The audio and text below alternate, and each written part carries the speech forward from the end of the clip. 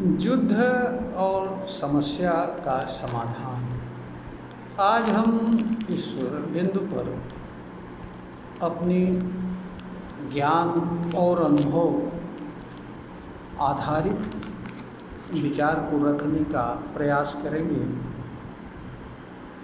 हो सकता है कि इस बिंदु पर यह वीडियो श्रोतागण का मार्गदर्शन करने में कामयाब हो।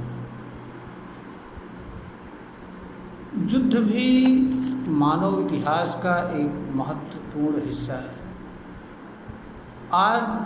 आदिकाल से लेकर आज तक किसी न किसी तरह का युद्ध इस धरती पर चलता रहता है।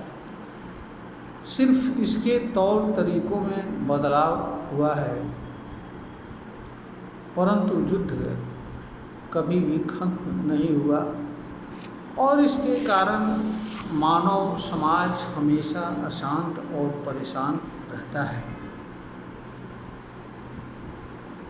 क्या युद्ध से किसी प्रकार की समस्या का समाधान होता है, और अगर होता है तो किस प्रकार से होता है? ईमानदारी से अगर देखा जाए तो युद्ध से किसी भी समस्या का अस्थायी समाधान नहीं होता है। कुछ काल के लिए किसी तरह की शांति स्थापित हो जाती है, क्योंकि युद्ध के समापन के साथ एक नए युद्ध का कारण उत्पन्न हो जाता है और कारण पुनः भविष्य में एक नए युद्ध की आवश्यकता को जन्म देता है। अब प्रश्न ये उठता है कि युद्ध बार बार या युद्ध के नए कारण क्यों उत्पन्न हो जाते हैं? एक नए युद्ध का कारण इसलिए उत्पन्न हो जाता है क्योंकि जिन कारणों को लेकर कोई युद्ध प्रारंभ होता है वे युद्ध के खत्म होने के साथ खत्म नहीं होते हैं। हर युद्ध के मूल में किसी शासक का अहंकार होता है। अहंकार हर शासक को दूसरे शासकों पर या दूसरे शासकों के अधीन आने वाली जनता पर अपना प्रभुत्व या और शासन स्थापित करने के लिए प्रेरित करता है। मूल कारण यहाँ से शुरू होता है। फिर कभी कभी शासकों का अपना निजी हित और स्वार्थ भी इसके आड़े आता है। इसके अतिरिक्त विस्तारवाद की नीति अहम भूमिका रखती है। विस्तारवाद दो तरीके का होता है। एक क्षेत्र का होता है, एक धार्मिक मान्यता विश्वास से होता है, और एक तीसरा भी स्वरूप होता है। वो किसी तरह की विचारधारा का विस्तारवाद, चाहे वो कम्युनिस्ट विचारधारा हो या कोई अन्य विचारधारा हो। तो ये कारण होते हैं। इन्हीं के कारण युद्ध उत्पन्न होते हैं। ये अलग बात है कि तात्कालिक कारण कुछ और होते हैं।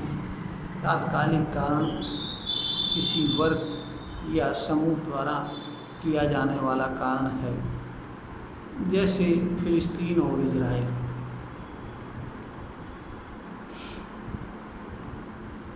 हमास द्वारा आतंकी कार्यवाही की गई, उसके विरुद्ध इजराइल द्वारा युद्ध छेड़ा गया।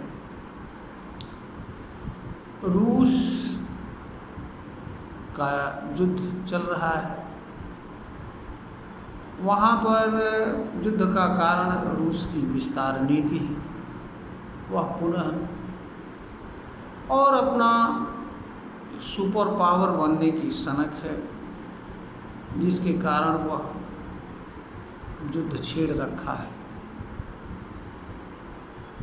तो जो मूल कारण होते हैं युद्ध प्रारंभ होने के, वे कारण युद्ध के खत्म होने के साथ खत्म नहीं होते हैं, क्योंकि युद्ध अनंत काल तक या बहुत लंबे काल तक चलाया नहीं जा सकता है। एक स्थिति आती है जिसमें एक पक्ष हार जाता है तो दूसरा पक्ष जीत जाता है, युद्ध खत्म हो जाता है। या जहाँ कोई हारता जीतता नहीं है, बहुत दीर्घ काल तक चलता रहता है, तो वहाँ पर युद्ध के पक्षों के बीच यह सहमति बनती है कि युद्ध से विमुख हुआ जाए, युद्ध न लड़ा जाए। परंतु वास्तव में जो युद्ध के कारण हुए थे, जिनके कारण युद्ध खत्म हुआ था, वे कारण समाप्त नहीं होते हैं। इस कारण से भविष्य में एक पुनः नए युद्ध की नींव पड़ती है और वे विचारधाराएं, वे आधार विद्यमान रहते हैं। सिर्फ एक मौके की तलाश होती है पुनः भविष्य में किसी पक्ष द्वारा युद्ध को प्रारंभ करने के लिए। हाँ, कुछ काल के लिए शांति आ जाती है, कुछ काल के लिए युद्ध से मानव समाज विरत हो जाता है, परंतु अगर बृहद रूप में देखा जाए तो थोड़े बहुत समय के अंतराल पे आज भी विश्व में कहीं न कहीं कोई न कोई युद्ध चलता रहता है और विश्व जनमानस इससे किसी न किसी रूप में प्रभावित होता रहता है। तो अगर मानव समाज युद्ध से जैसी चीज़ से मुक्त होना चाहता है तो उसे युद्ध के कारणों पर भी विचार करना होगा और युद्ध के कारणों पर विचार करके उसे स्वयं को दूर रखना होगा। तभी युद्ध में मारे जाने वाले लोगों को, युद्ध में होने वाली मानवता और मनुष्यता के नुकसान को बचाया जा सकता है। यहाँ पर युद्ध के संदर्भ में एक महत्वपूर्ण बात यह भी है कि युद्ध कोई भी हारे जीते, परंतु हर अवस्था में मनुष्य और मानवता मरती है। इसका कोई मूल्य नहीं होता है। सिर्फ अहंकार के कारण लोग इसको स्वीकार नहीं कर पाते हैं, परंतु सच्चाई यही है कि जीत किसी का भी हो, परंतु हार हमेशा मनुष्य और मानवता की होती है। मनुष्य और मानवता युद्ध के माध्यम से कभी नहीं जीतती है। जीतता है सिर्फ मनुष्य का अहंकार, उसका मजहब, उसका विश्वास, उसकी आस्था, उसकी धार्मिक मान्यता, परंतु मनुष्य और मानवता हर समय हारती है। इसलिए अगर मनुष्य और मानवता न हारे, उसे हमेशा सुरक्षित रखा जाए, तो मानव समाज को युद्ध के मूलभूत कारणों पर समझना होगा और उन चीज़ों को जानना पड़ेगा जिनके कारण युद्धों का जन्म होता है।